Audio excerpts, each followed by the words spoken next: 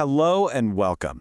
If you're learning English, verbs can feel like this huge confusing maze, right? But what if I told you there's a secret map that makes it all click? Well, today, we're going to unfold that map and completely change the way you see English verbs. Okay, let's dive in.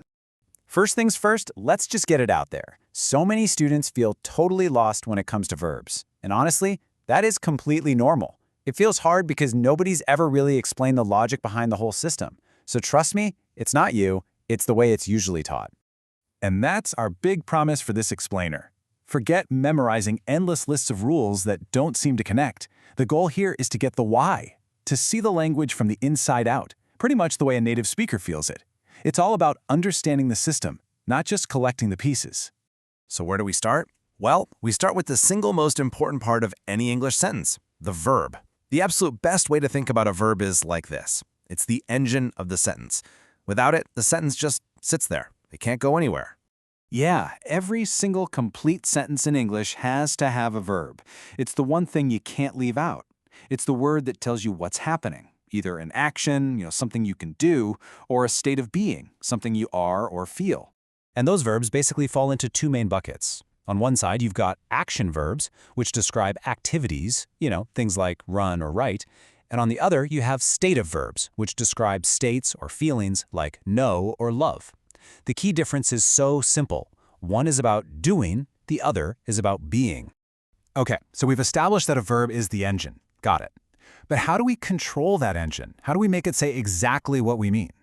Well, that engine has four main controls, and getting a handle on them is the next huge step toward fluency. And here they are, the four controls. Tense tells us when, is it present or past? Aspect tells us how the action is happening. Is it a simple fact, is it ongoing, or is it completed? Form is just the shape of the word itself. And mood, well, that shows what the speaker's trying to do. State a fact, give a command, or make a wish. They all work together. All right, now we are getting to the absolute core idea of this whole explainer. This is probably one of the most important perspective-shifting concepts for mastering English verbs. I'm serious, if you get this one thing, everything else just gets so much easier. So, are you ready? Because this right here is the single most important secret to really, truly understanding English verbs. Just let that sink in for a second. Time, what happens in the real world, and tense, the grammar tool we use to talk about it, are two totally different things. We always assume they're a perfect match, but they're not. And that's not a mistake, it's just how English works. And this is the proof. Look at that second example right there. She is leaving tomorrow.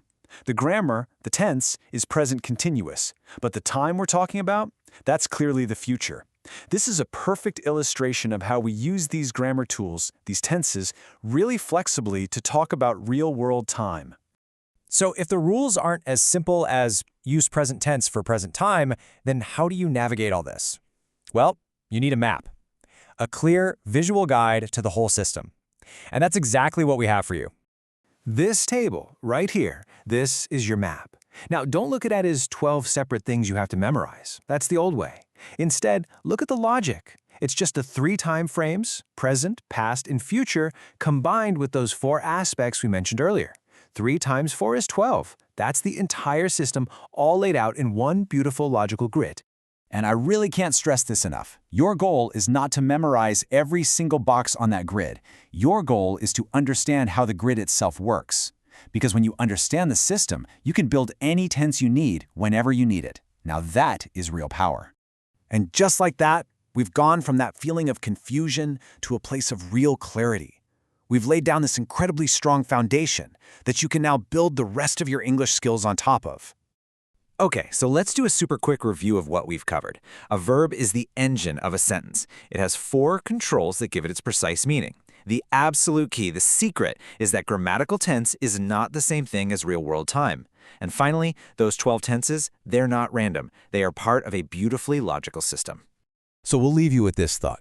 You might have started this explainer standing in front of what felt like a confusing maze. But now you're holding the map. This isn't the end of your journey. It's the real start of a much clearer, much more confident path forward. The only question left is, where are you going to go first?